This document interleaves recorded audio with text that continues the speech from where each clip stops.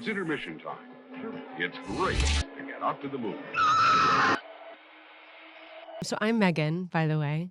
I always do this when people come on and I forget to introduce myself. I'm Megan. So to start this episode off, we are going to have you tell the listener your name and who you are, what you do. Pretty simple questions. Well, here. you say that. I'm Jonathan Entwistle. I'm the director of the new Karate Kid movie, Karate Kid Legends, and I'm also a TV showrunner, creator, producer, director. Sweet. And this is a question we ask every guest that comes on the show. If you were to pick a movie that describes your life right now, what would it be? Aside from every episode of The Studio, Yes. I don't know. Wow. Oh, I'm loving The Studio. I feel like it's a little too close to home. Mm-hmm. The Franchise was the other show that was about making big movies. Mm-hmm. That was a little too mean. At least The Studio, there's a love for movies in there, which I think is good. I'm going to say, weirdly, Forrest Gump. Okay. Because I feel like it's such a hopeful movie. And I really like the idea of just making hopeful movies. So I'm going to say Forrest Gump right now. That's really funny for what I'm about to say is the title of the show I know you from, End of the Fucking World. That's right. Also a very hopeful TV show. First of all, I loved that show. Thank you. And that soundtrack for that show, I still to this day listen to. I don't know if you hear that a lot, but I feel like people love that show in addition to it because of the soundtrack. For the listener, I'm just going to say some of your previous work. So that show, End of the Fucking World, based on a graphic novel, is very like dark humor, coming of age. Then you go on to do I'm Not Okay, also coming of age. Yeah. Is that your bread and butter, or? I mean, in some ways, really, especially for those two, for End of the Fucking World and I'm Not Okay With This, both by the same author. Yeah. So he was originally my whole world. Like, we worked so closely together when we started with End, and then when we went on to do I'm Not Okay, it was all kind of one world. That we had this grand plan that we were going to make a trilogy of shows for Netflix, and I'm still waiting to make the third one. But like, that was kind of the plan. How did you two meet? I found the original Xeroxed copies of his self-published End of the Fucking World in the trash in the back of a comic book store in London. No way. You must have loved that. I mean, the comic book store was moving and I found it and I was like, this is kind of cool. So I went inside and I said, do you have any more of these? And they were like, yeah, I think we've got like number 3 and number 7. They didn't even have a full set and they were $1. So they were like 70 pence. And I bought whatever they had. And in the back was his email address. And I emailed him and he'd seen a short film that I'd made on Vimeo back in the day when that was a huge deal. Yeah. And we just got talking. And then it took us maybe a decade of talking and trying to actually finally make the show. Quick pivot comment. My friend James, I had posted a story that I was going to be talking with you tonight because I love your show. And my friend James was saying that he loves that short film that you just referenced. Can you tell the listener the name of it? Which short film? Human Beings. Oh, yeah. Human Beings. Yeah. Wow. Is that a deep cut? That's a real deep cut. Yeah. I mean, that is basically the short film that I set out to make way, way, way back before anything, because I was like, I don't want to make like gritty, angry English movies set in housing projects. Like, I want to make something that's a little bit more. At the time, I was like, oh my God, I want it to be so much more like Spike Jonze. I want to do all this type of stuff. So I kind of made like a Where the Wild Things Are type short film, spent every penny that I had making something on 35 mil to just kind of set, hey guys, I don't want to make this type of movie. I want to make this. And then that subsequently kind of set the world going for my style, I guess. Very cool. The writer, Charles, actually, no, I wanted to ask you this. You said you were at a comic book store where when you found the book. Yeah. Did you frequent comic books? Is that your thing? Yeah. I mean, I loved comic books as a kid, came back to them in the kind of graphic novel boom, like the kind of the hipster comic book phase, which was a thing. And that's kind of what I ended up browsing, like the the kind of self-published sections. And that's where Chuck was working. In fact, he still runs an amazing small publishing house where he does everything himself. And so that's kind of where I found it. So yeah, I judged the British Comic Book Awards a bunch of times. So yeah, I definitely am well-versed in all of that world. But I think today, comics, video games, movies, it's all kind of part of entertainment in a way that maybe it wasn't back then. It was definitely more separate. Mm-hmm. I love that. Okay, now we're going to get into more questions, just general movie taste prior to getting into Karate Kid Legends. What is a movie? I have my answers for this as well. But what is a movie that you last saw in theaters and last saw streaming? I'm going to say the last movie that I saw in theaters was maybe the last Studio Ghibli movie. Is The Boy and the Heron? Is that what it's called? Yeah. The Boy and the Heron. Yeah. Which is embarrassingly a long time ago. Yeah. I wasn't going to judge you, but it was a bit ago. I was going to say, yeah, it's like, obviously I've been making a movie, so I have no time to go to the theater. Yeah. And I have a new baby, so I have I have even less opportunity to go. But yeah, that was the last movie that I saw. And what about streaming? I think I watched 101 Dalmatians, the animated movie. Cute. From the 60s the other day. That's sweet. I like that. Okay, my two are streaming. I had never seen the movie Mermaids with Cher and Christina Ricci and That's Winona. And so I just watched that and I was thinking, this is the coolest family to have ever existed.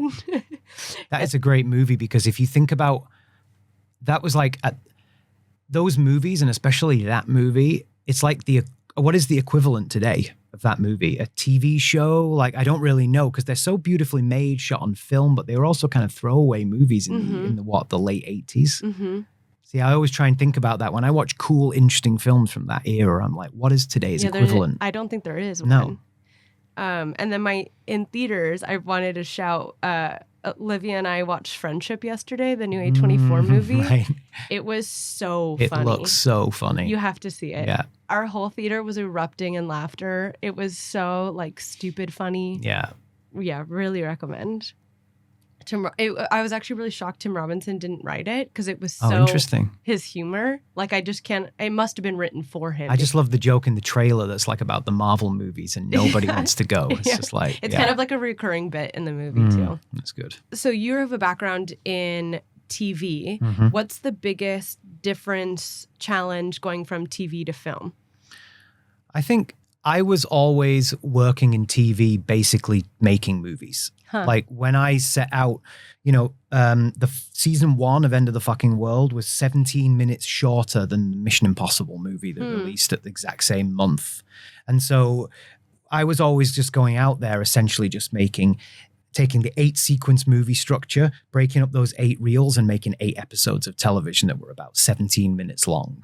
And so it was the physical making was no different to me than making, because every time I've done television, I've done pretty much the whole show. When I went on to do I'm Not Okay With This, as well as writing and running the show, I just directed every episode too, which was just exactly the same as making a movie. It's only really in the edit and the writing that changes it, but really it doesn't change it that much. Yeah. So it's more about when you make movies, everybody knows what their job is. Television, it's a little bit like, what does a showrunner do? Some showrunners do this, some writers do this, some directors do both. They produce, they do these things. Whereas when you make a movie, the director is the director. And that is obviously the best, best version of it. Growing up in England, do you find yourself more influenced by British, European style films or American films? I think definitely American movies. Really? Because that's what I grew up on. Yeah. I think it's very, very unusual within England to grow up on British or European movies because they're much more art house than even they are over here. So every movie that we went to the cinema sometimes twice a week when I was a kid, like back in the 90s. My parents still do go and see everything. Oh, that's cool. Yeah, which is, or what they can see in their small town. But I do think that definitely American movies. And I think you could see that when I set out to make end of the fucking world. You know, it was like literally, it was like, how can we do all the things they do in America, the Twin Peaks coffee cup in the diner, the cherry pie, the whole that. How do you do that in England without making it be contrived? So yeah, definitely American movie mythology is how I grew up. If you could tell me just some movies so I get a general feel for what you like to consume, what movies come to mind of like, this is my taste? I mean, it's probably quite wide. And I will say movies and TV. Can I do TV too? Yeah. Because I really do think that I adore all the early cable HBO stuff. That was where I kind of really grew up in what I liked. I'd gone from loving Jurassic Park, the Forrest Gumps, those big 90s movies, Hook, like the Spielberg. I love those movies. I really do. And then I graduated. Even though I was at film school, I have a fine art degree. I did the whole art school thing. I did the whole film school thing. But I always enjoyed we'll call it the Spielberg, more so than any of the other obscure stuff. But where I felt like I graduated in something more adult was The Wire, The Sopranos, Carnival, was the HBO. The Wire's everything. Right, everything, right? It's Shakespeare, it's everything. And then I think I subsequently graduated through to that even to understanding why Veep is genius and why Parks and Rec is genius and why Seinfeld and Curb, why they're all just perfect. Yeah. And I think that's because I grew up with Friends and Spielberg. Friends, Spielberg. And then you end up then kind of translating all of that across the board. So despite me making a show like End of the Fucking World, which is so deeply based on my love of anything Coen Brothers, anything Fargo, anything Twin Peaks, anything Noah Hawley Fargo, I adore all of that. I do mostly watch Seinfeld at home and Modern Family and stuff like that, which I just think are masterpieces of things I could. That's my fantasy. Yeah. You know? Oh, I love this answer. Also, what about it do you think you can't do just because that's not your instinctual style? I think it's a different art form. Like, I think just because it's filmed with cameras, I just don't think it's a very, very different way. Sometimes I have to pause episodes of Seinfeld just to bask in the majesty of the writing. And I think that is something that I don't do with necessarily with contemporary premium television as often as I maybe did in 2010s. Valid. Wait, what are your thoughts on It's Always Sunny in Philadelphia? I'm not super deep on it, but I also think anything that has that type of energy is very valid. I think it's so funny. Let's just go film, work. I think is amazing. Yeah. Oh, that's cool. I love this answer. I'm like, now I'm trying to think of like shows I love because I do watch a lot of shows as well. It'll come to me as we talk, I'm sure. So you told me you went to film school, and I'm wondering, I'm assuming this happened prior to that portion of your life, but was there a film that completely changed the way you think about storytelling? No, maybe not a film. Like, I know that sounds crazy, but actually I adore and read. My mom was a librarian, so I grew up like surrounded by books, and I grew up specifically with a real love for like classic children's and teenage fiction, like all the original Howl's Moving Castle books, like Narnia, Tolkien, all of those things. And genuinely, I feel like it was when I was reading as a slightly older than I should have been teenager at the Harry Potter books.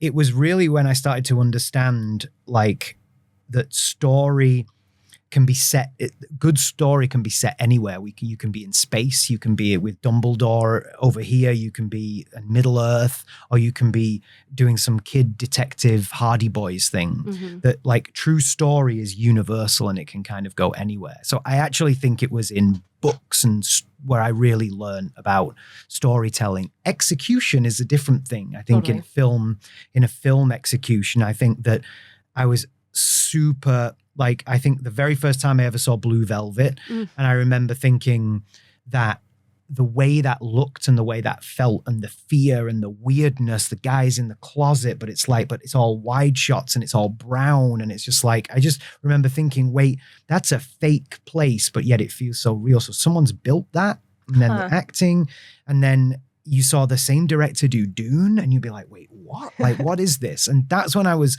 learning that films aren't just take a camera and shoot stuff.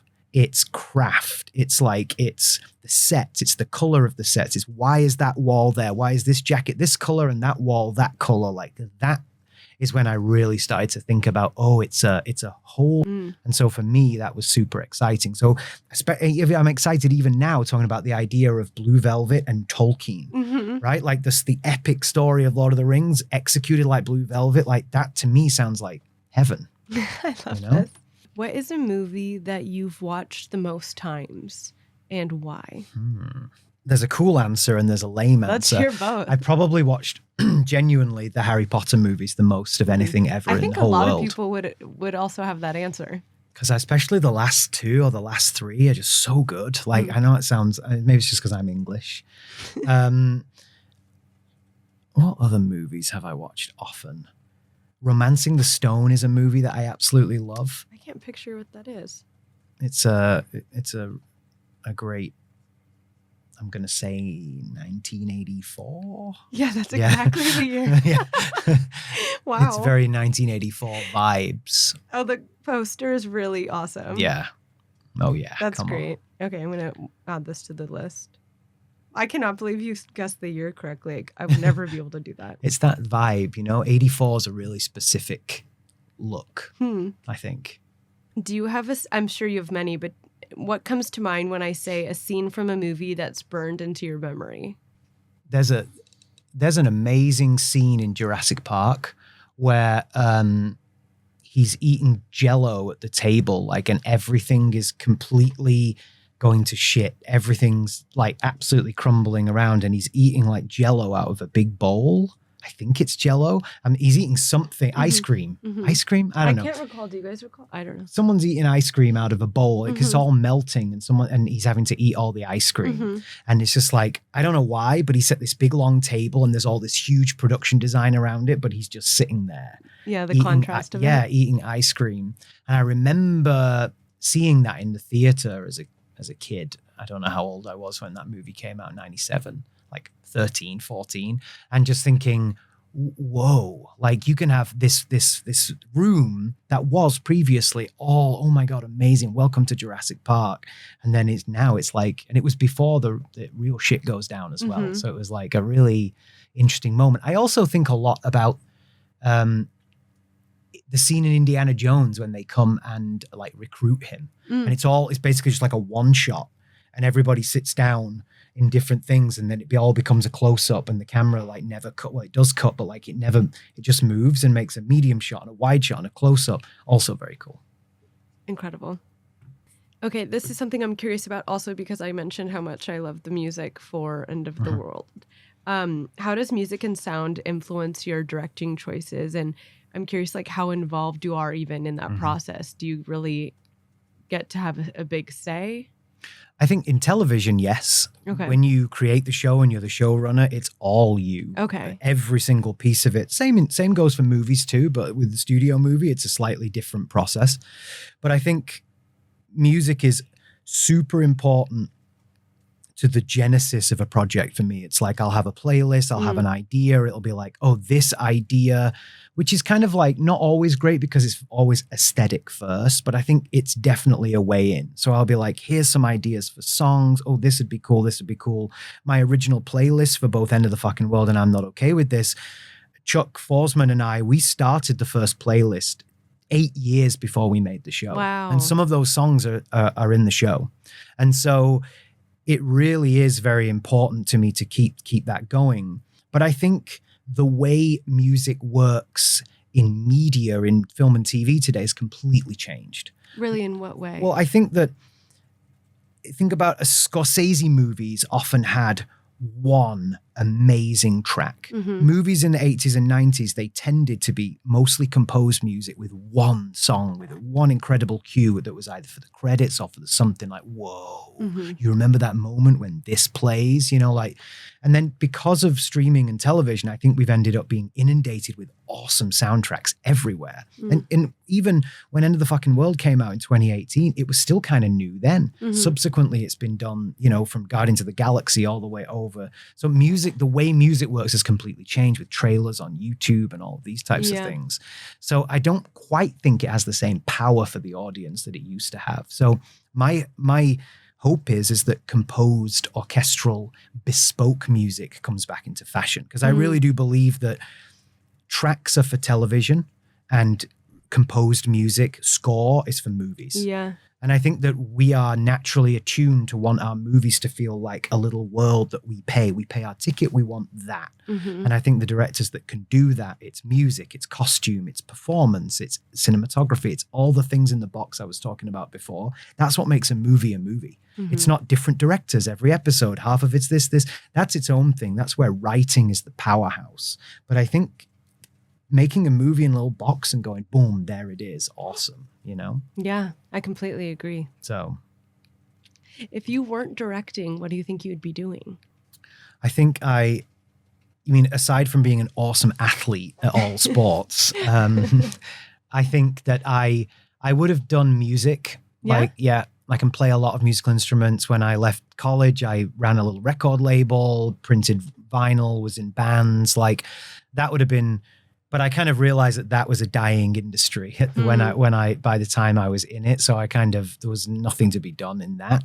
I also think that I would and would write more specifically books, like, because I just grew up with those types of books. Like my dream would be to write awesome, you know, whimsical YA fiction. That would be a dream. Oh, that seems very on brand. Yeah, I'd like that. Yeah. Is the library that your mom worked at, it still exists? Yeah, it was a school library. Oh, so fun. She worked like in a school, and so she was all about like the certain, you know, age group for that. That's why I got all the books they didn't read at her school. Oh, so, that's cool. Yeah. I'm curious, do you storyboard everything, or do you leave some ideas and room for improvisation on the set? I do zero storyboards. Oh, really? None whatsoever.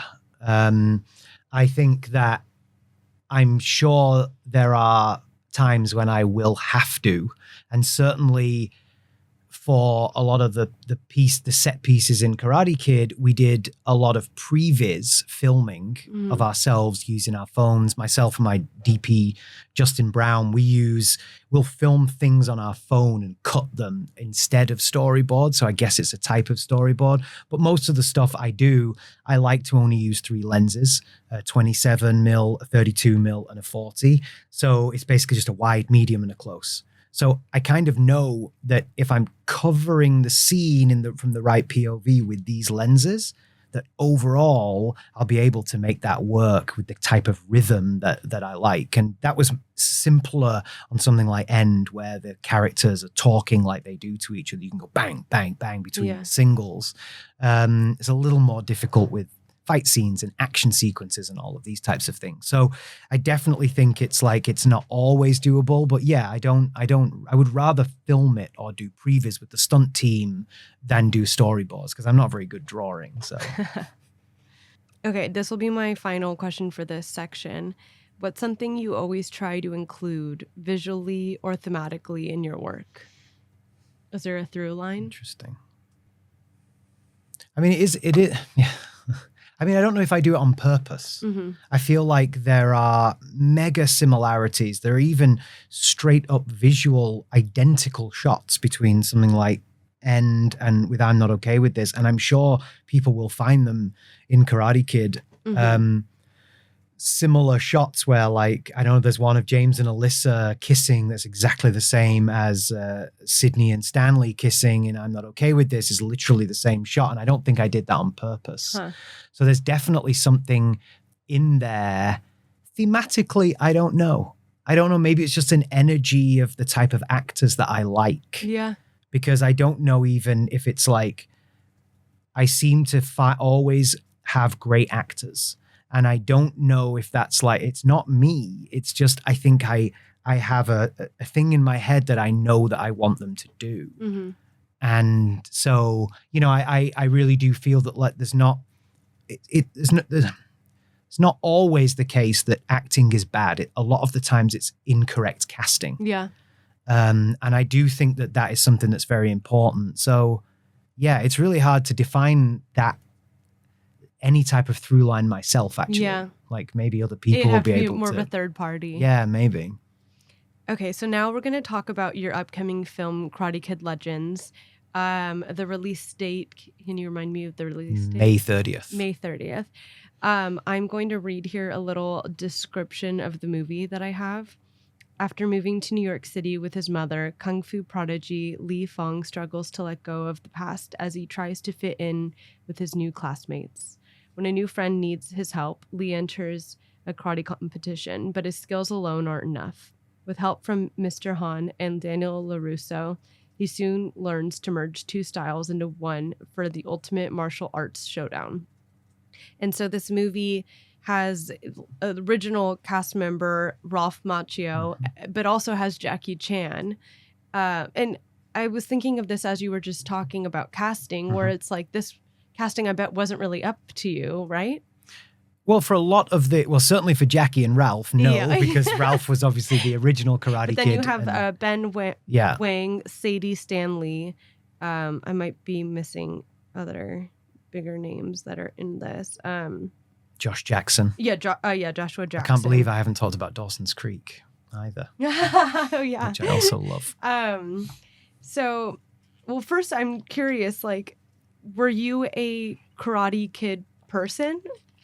How did this even happen? I wasn't a huge Karate Kid fan. Yeah. I've obviously seen the movies because it's everywhere in culture.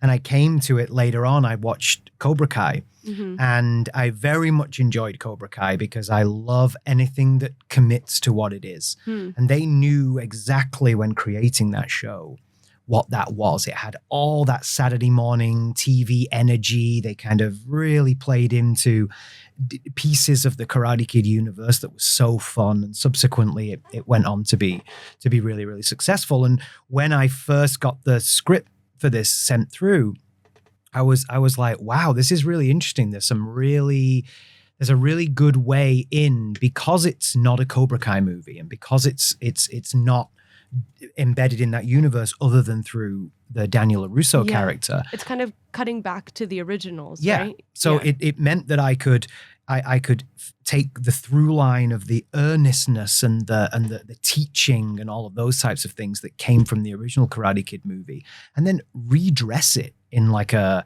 more, not necessarily contemporary way. I will say the first feeling that I had when I read the script was like, oh, we can do a Spider-Manification within this Karate Kid universe. And that this Li Fong kid has all the kind of Peter Parker, Marty McFly vibes running all the way through. So to me, it was that got me really excited, that I can go play in this universe that obviously I knew about, but I was not so deeply entrenched like in all of like the Miyagi lore, so that I could come in and take the threads and really sew something together that really worked. Yeah.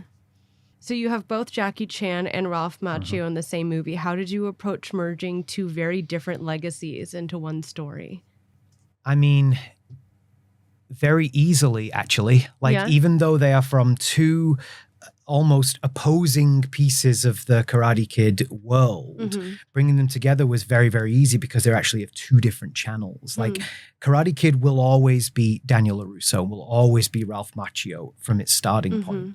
So having Ralph in there was the kind of the center point. Yeah. And then when we started thinking about, okay, well, how can we bring the Kung Fu element in? It made total sense to go back to the well of the Jackie Chan's Mr. Han, the Chinese character, to bring all of those things together. And I actually think they seamlessly blend because they are opposite characters within the law, within real life. And so it was just an amazing experience to have them together. You're known for telling stories about teens who feel like outsiders. How did that lens influence your approach to this version of Karate Kid? Well, I think the Li Fong character is forced to move from everything that he knows, and everything that he knows back home in Beijing is about Kung Fu, is about martial arts, is about his brother that fought before him, and now he's there. He's not allowed to train by his mom. She gets a new job and they move to New York. So boom, he's thrown into the middle of New York. And I wanted to be able to go on that journey with him and still make sure that he kept the core of kind of what he believed in from home, which was a lot of the, the martial arts teachings, the Shaolin way, and all of those types of things. So I kind of feel that myself. It's like I keep my sort of like heart back in like old ancient English magic, and I live over here in LA. So I kind of like feel like a little bit like that for Lee. And I also feel that it then gave a great opportunity to create a version of New York that I was really keen that I didn't want it to feel too gritty or too harsh. I wanted it to actually be like a little cozy New York. I wanted it to feel like that comic book New York where, the mid city, like Midtown is like 30 seconds from Queens, and it's just like the bridge is here and Manhattan, and it's just like everything is within like a 25-minute walk. That version of New York is like the animated series version of the city. And I really wanted that. It's funny that you say that, because earlier this year, my dad was in town and we were watching, this is kind of a strange reference, but we were watching To Live and Die in LA, and there was the car chase scene, and my dad and I were talking about like how realistic the locations were from each other in the car chase. And I never thought about how you could have locations be unrealistic but with intent. Right. I think that's the beauty of movies, right? Yeah. It's like it goes back to that craft. It's like what looks right, which location serves the story. Like, are the walls the right color? Does this shot, where does the sun set? Well, if the sun sets in the right place, let's just shoot it. Nobody cares where it is. Yeah. And I had this mantra for Karate Kid for the New York stuff. I was like, we don't need to know that it's this subway station goes here. Just make it look awesome. Yeah. Just like what feels like New York. Let's go shoot there, When you met with the stunt coordinator, you said from the beginning that you wanted everything to be real. What was the training like for the actors, and did they all learn?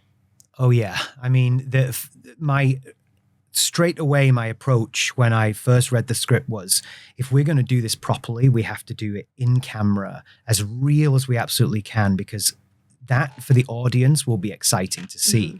So that then started us off on a way is that, like, it's not that I don't enjoy the Marvel movie fighting, even the Lord of the Rings or the John Wick stuff, but that's a very, very sort of stuntman forward way of working, or a VFX augmented version. I was just like, let's go super OG. If we've got Jackie Chan in the movie, let's do what he's so famous for, which is all of his own stunts and humor within the stunts. Like Jackie would be like, oh, we're in an alleyway. If there's a cat, like, I'm going to pick the cat up and I'm going to use the cat to dodge. And I was like, okay, maybe not the cat, Jackie, but you can use the trash lid, and it was like a lot of that. And so immediately I was just like, so how are we going to do this? And we got Peng Zhang, who'd worked on Shang-Chi and, many, many amazing things. And he was just like, easy. And I was like, what do you mean easy? He was like, we do it properly, easy. And I was like, okay, let's see it. And he just went to work immediately and crafted this incredible world where people were just taking straight on punches to the face. Wow. Like just full on, straight up, like, wow. And the first kind of previs I saw of this, I was like, this is insane. He was like, yeah, no problem. And they just kept doing it. And what he did was he would heighten every little element. Like, I consider the fights in the movie to be like songs in a musical. They move the story along, but they also move Li Fong's emotions along a little bit throughout. So we would always want the fights to crescendo like a piece. So there'd always be a moment where we go, okay, now we go here, and then he falls down. And he was just so good at doing that in a kind of, and I would show him all these crazy anime clips and he'd be like, yeah, easy. Everything was easy. And he would just That's be able to. That's a great attitude. Yeah, it was just such a pro. Did you try to learn anything yourself? So many things. failed so many times. In fact, the first time Jackie came on set, I was in the middle of pretending to do one of Ben's things, and Jackie was just like, no.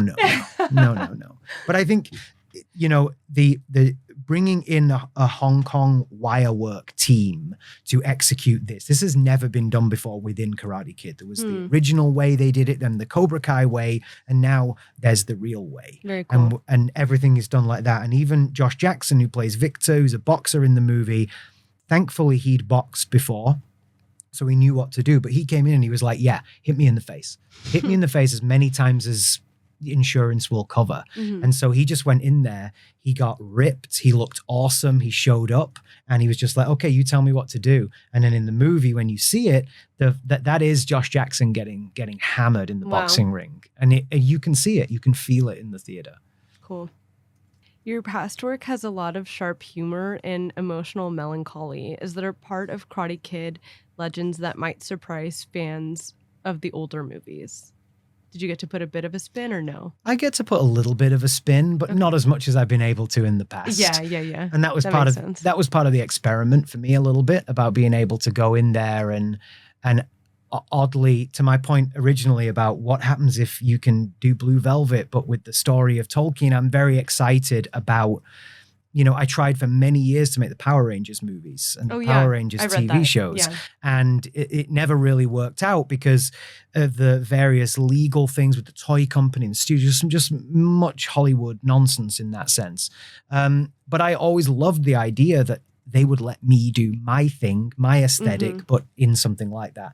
Because of the mainstream success of End, I was really like, wow, like what if people would let me actually do some cool finishing, some cool aesthetic to a mainstream piece of thing. So for me, when Karate Kid came an opportunity, I was just like, okay, let's just try it. Like if they're going to let me do my stunts the way I want to do them. So there's a little bit of that. It's nowhere near as biting as End of the Fucking World, but that's a Netflix show for a different audience. Totally. So I think that there's definitely an aesthetic through line. It's the same DP, same production designer, same costume. Oh, that's fun that you all can work together again. So we got to do it for a real movie. Cool. Well, this is kind of an easy one. If you were to come up with 3 words that would describe this movie to kind of bring the listener in and they would get a real sense of what this movie will be like, what comes to mind? 3 words. Well, can I do 2 blocks of 3? Sure. Because I feel like there's like there's like fun action fights, but there's also lots of feels, warmth, and fun. Cute. Fun twice. It's extra fun. Charming. Okay. It's a charming movie. That's a good word, charming. I love it. Okay, now we're going to get into our final game titled Director's Dilemma. I'm going to do a rapid fire of hypothetical scenarios and ask you which direction you would take. All right. So first we have, you can only shoot in one location for the rest of your career, and your options are a forest, a city, or a high school hallway. Anywhere in the city? I guess so, just an urban setting, yeah. Yeah. That's that yours, one. okay. Yeah. Your lead drops out 2 days before shooting. Recast with someone unexpected or rewrite the role. Recast. Never get off track when you're actually close to making something. Unlimited budget but zero control, or full control with student film resources. I would say full control with student film resources. Yeah, me too. That's what I would say. You'd probably come up with something very innovative. Maybe. I feel like when you have limited things, you really go outside the general you goes outside the box. Yeah. You have to cast a musician in your lead role. Harry Styles, Billie Eilish, or Andre 3000. Harry Styles. 100%. You can only shoot in one color palette for your future films. Muted pastels or neon overload. Neither. What would it be? Be nice, rich, warm, cinematic colors. Okay, cop out. Would you rather direct a 10-minute scene with 200 extras or a 30-minute monologue in a single take? Definitely the first one. The first one? Yeah, 100%. Nobody needs a monologue. monologue that's that long in their life. No one. Okay, final three. You have to adapt a cereal box mascot into a feature. Which one do you choose? Frosted Flakes Tiger, Fruit Loops Toucan, the Trix Rabbit, Applejack cereal, any of those that come to mind. I mean, because I didn't grow up here, so yeah, I no, don't. I was just thinking that as I wrote those, I was like, are those very American? Do you have Rice Krispies here? Mhm. With the three little guys on it? Yeah. Those guys. Yeah, that's so funny. That just dawned on me that's so American. We have what do you call Frosted them? Flakes? With the Tony the Tiger. Is he called Tony here? Oh, yeah. Tony the Tiger is for a different one, though. Oh, it is Frosted Flakes? Oh, yeah. They're called Frosties in England. Oh, yeah. So he's pretty cool. Okay. Tony. Yeah. But I like the three weird... three guys. Are they aliens? Wait. Rice Krispies?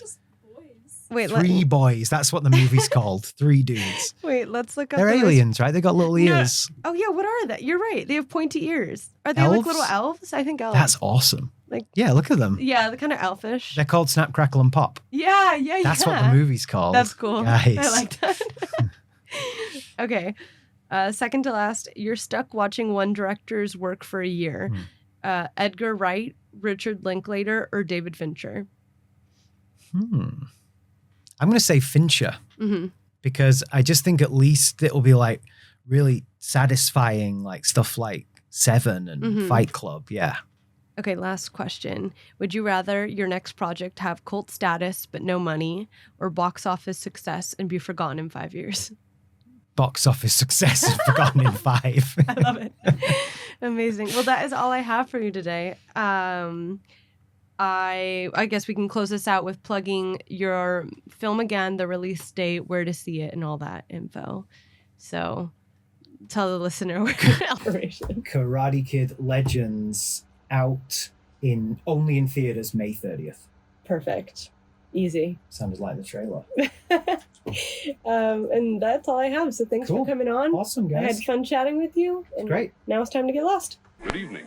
If you enjoyed this episode, be sure to leave us 5 stars on Spotify, Apple, or wherever you get your podcasts. To stay in touch, follow our Instagram page at It's Intermission Time and share with your friends.